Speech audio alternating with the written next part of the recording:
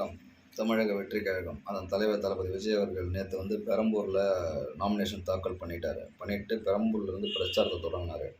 நேற்று மக்கள் எந்த அளவுக்கு அங்கே கூட்டம் கூடுச்சுன்னு எல்லாருக்கும் நல்லா தெரியும். ஆனால் அங்கே பாதுகாப்புன்னு ஒன்று இருந்துச்சுன்னா கேட்டேன், 0. நேற்று இன்னொருத்தர் மனு தாக்கல் பண்ணார். ஓப்பன் காரில் கை காட்டிட்டு வந்தார். அங்கே கூட்டமே இல்லை, ஆனால் அங்கே போலீஸ் பாதுகாப்பு அதிகமாக இருக்குது. இங்கே கூட்டம் அலமோதுது, இங்கே போலீஸ் பாதுகாப்பே இல்லை. இது இடையில 3 பஸ்ஸு, ஒரு ஆம்புலன்ஸு, ஒரு குப்பை லாரி.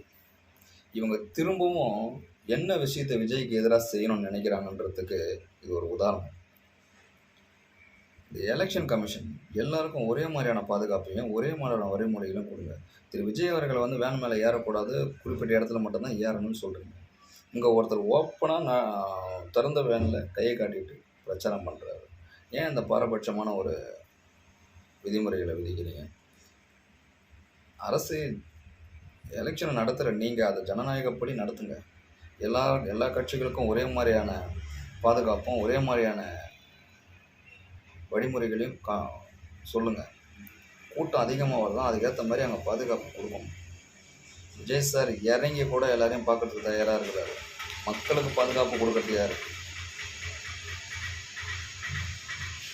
மக்களே கொஞ்சம் சிந்திச்சு வாக்கு செலுத்துங்க. இங்கே ஒருத்தருக்கு எதிராக இந்த அரசாங்கம், இங்கே இருக்கிற கட்சிகள்லாம் எந்த மாதிரியான வேலைகளை பார்க்குறாங்கன்றத கொஞ்சம் சிந்திச்சு வாக்கு செலுத்துங்க மக்களே.